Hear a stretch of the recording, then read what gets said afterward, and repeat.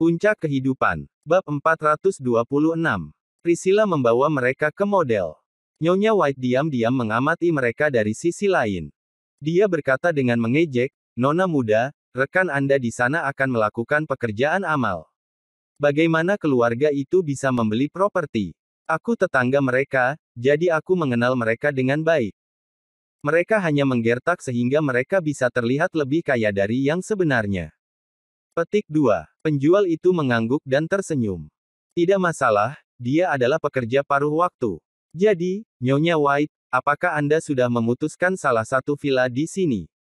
Apakah Anda ingin saya membawa Anda ke villa lain yang sebenarnya? Iya, ayo pergi. Setelah melihat-lihat daerah itu, keluarga tiga orang itu kembali ke aula utama. Nyonya White sangat senang, dia menyukai setiap villa di daerah ini. Si pramuniaga juga tampak bersemangat. Dia berpikir, syukurlah aku membuang keluarga miskin itu demi orang-orang ini. Sepertinya saya mungkin benar-benar menjual satu villa hari ini. Petik 1. Dengan pemikiran ini, dia dengan antusias memberi mereka beberapa saran. Namun, menantu Nyonya White menjawab, kami telah melihat-lihat villa-villa, saya pikir mereka secara umum cukup baik. Tetapi kami masih harus melihat area lain, sehingga kami dapat membandingkan dan mendiskusikan mana yang akan kami dapatkan. Nyonya White panik. Apa lagi yang perlu dibicarakan? Aku pikir villa nomor 12 bagus, aku menyukainya. Putrinya menjawab, Bu, untuk apa ibu terburu-buru? Bahkan jika kami ingin membelinya, setidaknya kami harus menjual rumah lama kami. Kita tidak bisa membelinya sekarang, dari mana kami bisa mendapatkan uangnya? Nyonya White terkejut. Apa? Jual rumah lama? Bukankah kamu mengatakan suamimu membelinya untuk kita? Bagaimana suamiku punya uang sebanyak ini? Setelah mendengar ini, wajah pramuniaga berubah menjadi hijau. Kamu bajingan, kamu hanya menggertak selama ini. Saat itu, tepuk tangan keras dan musik ringan terdengar dari sisi lain aula. Si pramuniaga tahu bahwa salah satu villa telah dijual. Dia berbalik dan terkejut. Dia menyadari bahwa keluarga Alex adalah orang yang dikelilingi oleh banyak orang. Mereka sudah membeli villa. Nyonya White dan keluarganya juga menatap tak percaya. Dia segera bergegas. Claire Essex, kamu benar-benar membeli properti.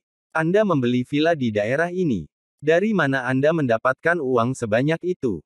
Claire mendengus. Menantu laki-lakiku membelinya untukku. Cek itu tidak palsu, aku hanya tidak sengaja meremasnya terakhir kali. Oh, apakah keluargamu sudah membeli satu? Villa di sebelah sepertinya cukup bagus, villa 12 kan? Kamu harus mendapatkannya sekarang, sebelum terlambat. Wajah Nyonya White menjadi pucat. Villa 12, aku tidak terlalu menyukainya. Kami hanya akan melihat yang lain. Mereka kemudian meninggalkan aula dengan tergesa-gesa saat pramuniaga memelototi mereka saat dia mulai sangat menyesali tindakannya. Villa yang dibeli Alex adalah villa nomor 10, senilai hampir 20 juta. Itu memiliki kolam renang dalam ruangan dan teras yang dibangun di depan dan di belakang. Sebuah taman yang indah juga dibangun di atas balkon. Itu benar-benar desain yang mewah, dan sudah dibangun sehingga penyewa bisa segera pindah. Villa nomor 10 adalah salah satu dari 3 villa terbaik di Port Sena. Si pramuniaga tahu bahwa dia akan dapat memperoleh 2% dari komisi $400.000 jika dia menjual sebuah villa. Oh Tuhan, aku kehilangan 400.000 karena kebodohanku. Selamat, Saudara Alex. Anda adalah pemilik properti ini sekarang. Priscilla tersenyum cerah. Berikan saya kartu identitas Anda dan saya akan mendaftarkannya untuk Anda. Juga, karena kamu membayar jumlah penuh untuk membeli ini, kamu juga akan menerima banyak hadiah. Mereka akan segera dikirim ke villa Anda. Alex mengeluarkan salinan kartu identitas Dorothy. Gunakan istri saya sebagai gantinya, daftarkan dengan namanya. Claire puas dengan jawaban ini, tersenyum sambil menatap Alex. Ini mungkin pertama kalinya dia tersenyum pada Alex dalam setahun terakhir. Setelah itu, mereka langsung menuju ke villa 10. Beatrice mengeluarkan ponselnya untuk mengambil beberapa gambar agar bisa dikirimkan ke temannya. Namun, sebuah notifikasi muncul di layarnya. Itu dari grup penggemar Zendaya. Zendaya telah menghabiskan 2 jam di sebuah hotel dengan seorang pria misterius, foto-foto juga disertakan dalam artikel itu. Dia melihat foto itu dan matanya melebar tidak percaya. Pria misterius itu adalah Alex. Bab 427. Beatrice bisa merasakan telinganya berdenging, seolah-olah otaknya tidak berfungsi. Idola favoritnya, satu-satunya Zendaya, telah melakukan itu dengan kakak iparnya. Dia tidak percaya sama sekali. Bagaimana ini bisa terjadi? Bagaimana? Dia mendongak untuk mencari Alex dan memperhatikan bahwa dia sedang melihat ke sungai dari balkon. Dia tidak menggerakkan otot, sulit untuk mengatakan apa yang dia pikirkan. Dia tidak bisa menahan diri dan bergegas. Ada apa dengan ini? Jelaskan ini padaku. Wajah Beatrice berubah ketika dia menunjukkan artikel berita di teleponnya kepada Alex. Ada apa dengan apa? Alex meliriknya dan mengerutkan alisnya. Dia kemudian mengambil ponselnya untuk membaca artikel berita. Dia tidak percaya apa yang dia baca, itu terlalu konyol. Foto itu dari tadi malam, foto dia meninggalkan The Hilton bersama Zendaya. Namun, artikel itu sepenuhnya salah, semuanya dibuat-buat. Mereka mengklaim bahwa jari-jari mereka terjalin, saling menatap mata dengan penuh kasih. Mereka lebih jauh mengatakan bahwa gairah terpampang di seluruh wajah mereka ketika mereka meninggalkan kamar hotel. Alex sangat marah. Dia hanya orang biasa jadi dia tidak akan terganggu olehnya. Zendaya, bagaimanapun, adalah seorang superstar terkenal. Banyak penggemarnya akan mengikuti semua jenis berita tentang dia. Jika ada skandal, seluruh karirnya berpotensi hancur. Saat itu, bintang wanita cantik di Hong Kong adalah salah satu artis paling berbakat di generasinya. Namun hidupnya berantakan ketika dia terjebak dalam skandal. Brengsek. Dia mendengus. Beatrice mengira dia marah karena ketahuan. Dia menyambar teleponnya dan berkata dengan permusuhan, "Rockefeller, bagaimana kamu bisa memperlakukan kakakku seperti itu? Beraninya kau melakukan hal seperti itu. Apakah kamu monster? Apakah kamu pikir kami akan memaafkan hanya karena kamu membelikan kami sebuah villa?" Mata Alex tajam saat dia berbalik untuk melihat Beatrice. "Kamu punya otak karena suatu alasan, gunakan itu. Bagaimana apanya? Dan Anda menyebut diri seorang penggemar Zendaya. Bagaimana kamu bisa percaya rumor yang dibuat oleh paparazzi bodoh? Tidak heran orang menyebutmu penggemar hardcore beracun. Kamu begitu mudah diyakinkan. Lalu bagaimana Anda bisa menjelaskan gambar-gambar itu? Bukan kamu. Tidak, ini aku. Jadi kau mengakuinya. Apa yang bahkan aku akui. Tolong, kamu bukan hanya pengikut yang tidak punya pikiran kan? Manfaatkan otak sekali saja. Tidak ada apa-apa antara aku dan Zendaya. Aku harus bertemu dengan seorang teman tadi malam, Zendaya adalah teman mereka juga, jadi dia datang. Itu saja, terserah kamu untuk percaya atau tidak. Saat itu, ponsel Alex berdering. Itu adalah telepon dari Zendaya.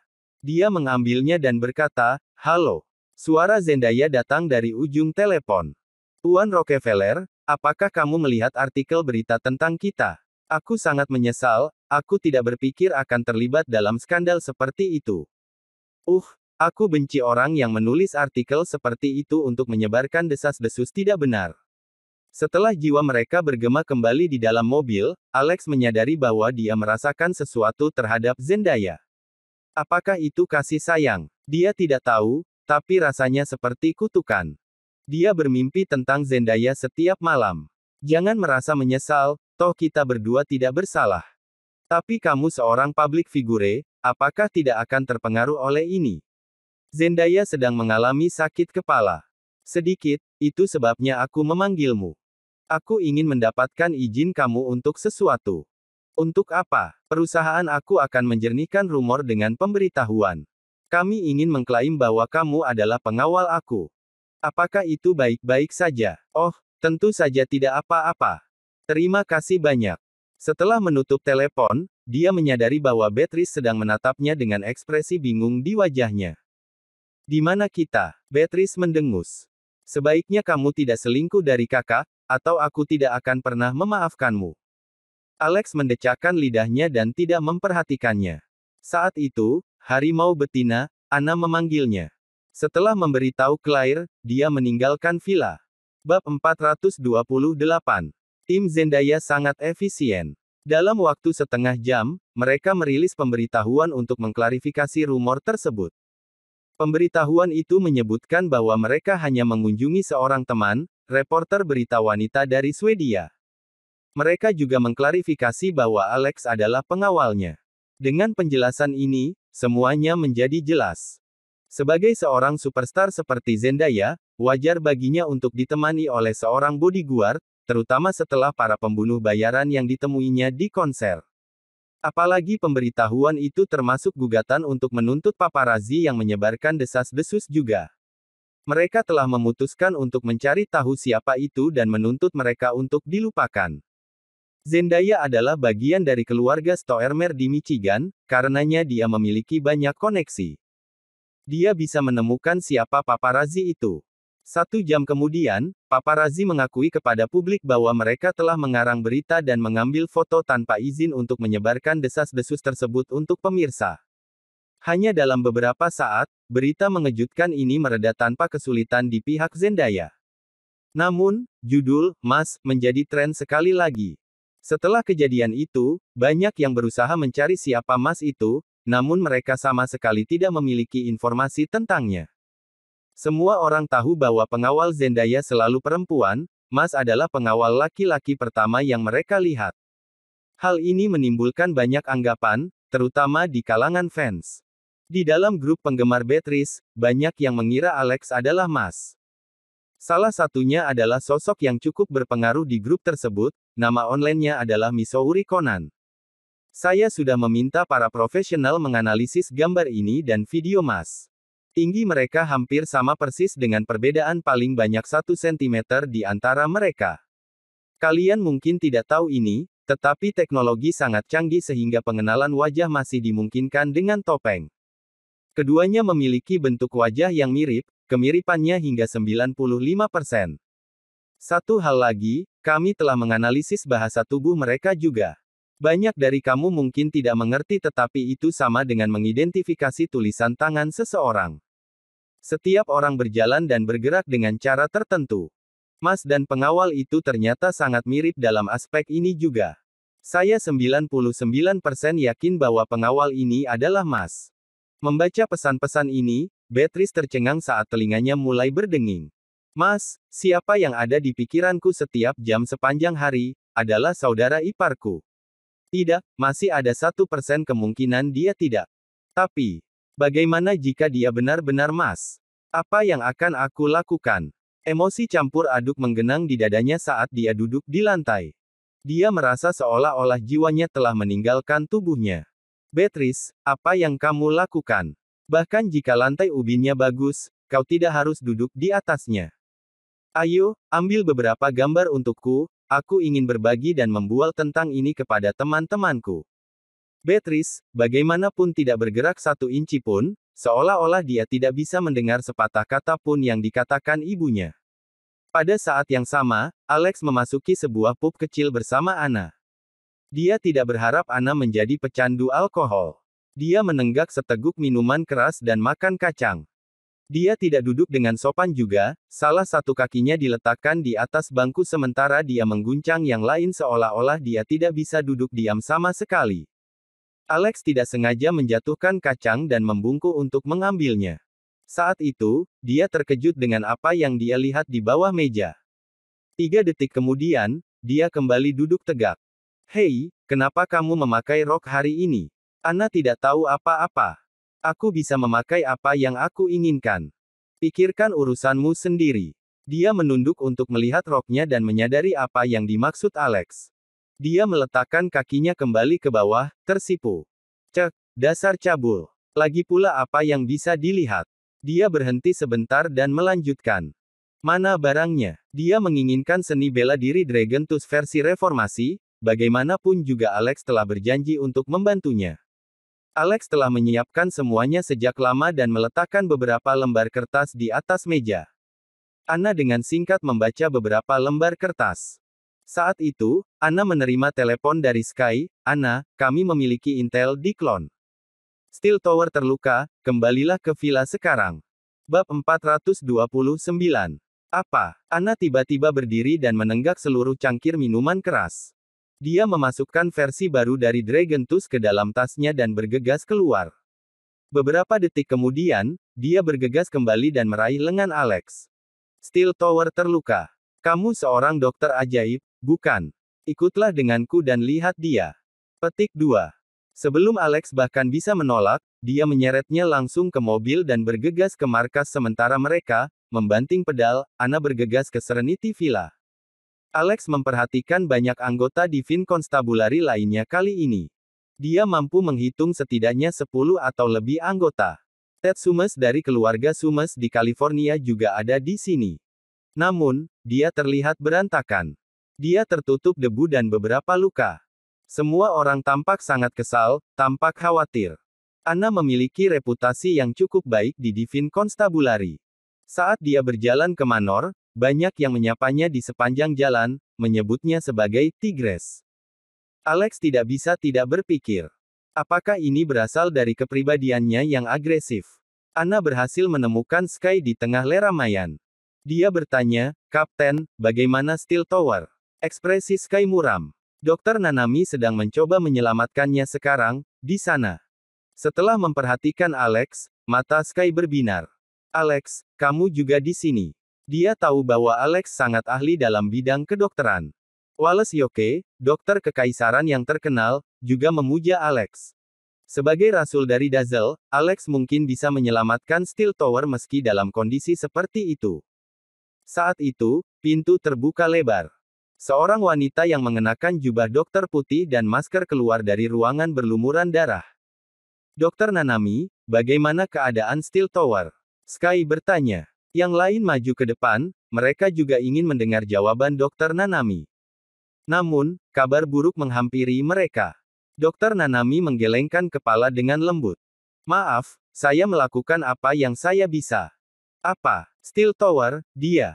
Setiap orang di aula terkejut, seolah-olah mereka bisa mendengar hati mereka hancur secara bersamaan.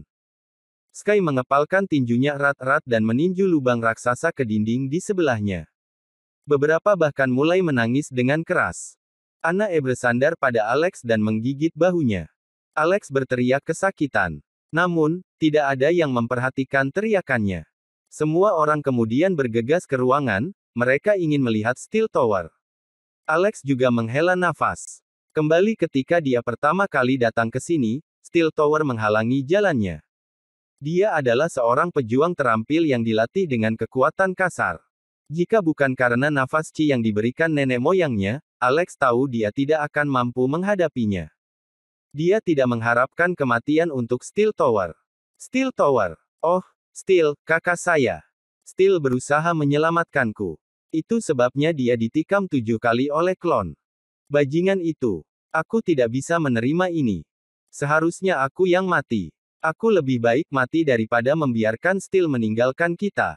Salah satu anggota menangis saat dia membenturkan kepalanya ke lantai beberapa kali. Dengan emosi yang begitu kuat, Alex tidak bisa tidak berempati dengan mereka. Namun, dia tiba-tiba menyadari bahwa jiwa Steel masih ada di tubuhnya dengan menggunakan mata ketiganya untuk melihat Qi-nya. Meskipun dia masih berbaring di ranjang bedah sementara, Qi-nya masih sama dengan yang masih hidup. Alex berkata, "Tunggu, Steel Tower masih hidup. Apa? Apakah dia benar-benar masih hidup?" Semua orang saling memandang dan beralih ke monitor yang terhubung ke Steel Tower. Seluruh layar terlihat nol. Apakah ini masih dianggap sebagai orang yang hidup? Dokter Nanami telah melepas topengnya dan wajahnya yang menarik tanpa ekspresi. Dia menatap Alex dengan tatapan dingin. "Jangan bercanda." Alex menjawab, "Tidak, dia masih bisa diselamatkan." Wajah Dokter Nanami berubah serius. "Apakah kamu meragukan kemampuanku sebagai dokter? Apakah Anda pikir saya tidak bisa membedakan orang yang hidup dan mayat?" Bab 430. Sky segera bergegas menghampirinya. "Alex, apakah Steel Tower benar-benar masih hidup? Apakah dia masih bisa diselamatkan?" Alex menjawab, "Saya rasa begitu. Silakan evakuasi ruangan untuk saat ini. Jika aku mencoba menyelamatkannya sekarang, kita mungkin masih punya waktu untuk membawanya kembali." Petik 2. Sky tahu bahwa Alex adalah seorang dokter, menurut Wallace. Meskipun dia percaya bahwa Steel Tower telah tiada, dia memutuskan untuk membiarkan Alex mencoba apa yang dia bisa kali ini. Dia segera memerintahkan semua orang untuk pergi agar Alex tidak terganggu. Hanya dalam beberapa menit, semua orang meninggalkan ruangan, menutup pintu di belakang mereka. Mereka tidak bisa tidak meragukan kemampuan Alex. Bisakah dia benar-benar diselamatkan? Kenapa aku merasa sangat cemas? Aku bisa tahu apakah seseorang masih hidup atau tidak, tahu. Dokter. Nanami mendengus dingin saat dia melirik Sky sebelum meninggalkan ruangan. Anna berkata, Sky, saya pikir dokter. Nanami marah. Petik 2. Sky menghela nafas. Aku harus membiarkan Alex mencoba apapun yang terjadi. Jika Alex mengatakan bahwa dia bisa membawanya kembali, saya tidak keberatan jika saya menyinggung murid lembah Hikyeya. Jika Steel Tower benar-benar bisa kembali kepada kita, maka itu tidak akan menjadi masalah. Apakah menurutmu dia akan kembali? Kami akan menyerahkan itu pada takdir. Pada saat ini, Alex sedang menyelamatkan Steel Tower menggunakan Beleben Soul Jing dari buku kedokteran tertinggi. Ini adalah keterampilan paling misterius yang digunakan oleh dokter roh. Tidak ada dokter biasa yang mampu membayangkan keterampilan seperti itu. Menggunakan kutukan ini sangat menguras tenaga, baik secara fisik maupun mental. Selain itu, karena kurangnya pengalaman, jika Alex menggunakan kutukan seperti itu dengan paksa, dia juga akan berada dalam bahaya. Namun, dia bisa merasakan ikatan yang kuat antara semua anggota Divine Constabulary barusan. Setelah menerima buku kedokteran tertinggi, dia tahu bahwa dia harus mencoba setidaknya. Dia bahkan tidak keberatan menempatkan dirinya dalam bahaya. Sebuah jimat misterius melayang di atas kepala Steel Tower. Alex menarik napas dalam-dalam dan mulai fokus, memindahkan Qi ke ujung jarinya. Satu persatu, Di menusuk setiap titik tekanan di tubuh Steel Tower.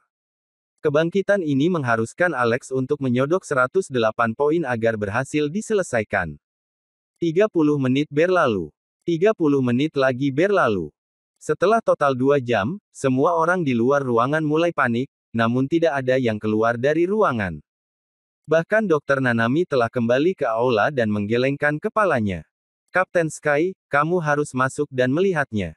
Siapa yang tahu apa yang dilakukan pria itu di sana? Tidak ada satu orang pun di bumi ini yang dapat menghidupkan kembali seseorang yang mati otak. Jika memang ada, dia pastilah Tuhan dan aku akan berlutut di hadapannya kalau begitu. Saat itu, pintu terbuka dan seseorang keluar dari ruangan. Dr. Nanami tahu bahwa Alex yang gagal menyelamatkan Steel Tower. Dia bahkan tidak repot-repot untuk melihat. Namun, hal yang tak terduga telah terjadi. Seorang pria yang dibangun seperti menara baja berjalan keluar ruangan, menopang dirinya dengan kusen pintu. Steel Tower. Astaga. Aku tidak sedang berhalusinasi, kan? Itu benar-benar Steel Tower. Kamu hidup. Oh, terima kasih kepada bintang-bintang. Oh, terima kasih Dewi Pengasih. Aku pasti akan menyumbangkan 1 juta ke kuil besok. Salah satu juga bahkan bergegas ke arahnya, ingin menjegal pelukan Steel Tower. Sky juga bergegas, tetapi dia mendorong anggota itu dan berkata, dia baru saja bangun, dia pasti masih lemah. Jangan gegabah. Dr. Nanami, di sisi lain, melebarkan matanya tidak percaya. Dia 100% yakin bahwa dia telah mati, namun disinilah dia, berdiri di depan mereka. Ini benar-benar membalikkan kematian. Bagaimana orang itu melakukannya? Di mana Alex? Tanya Anna. Steel Tower mendapatkan kembali sedikit kekuatan dan menunjuk ke dalam ruangan. Kalian harus memeriksanya. Semua orang melihat ke dalam dan menyadari bahwa Alex terbaring di lantai, tidak bergerak. Apa, Alex? Anna bergegas dan melingkarkan lengannya di sekelilingnya. Dr. Nanami, tolong datang dan lihat. Apa yang terjadi padanya? Bersambung.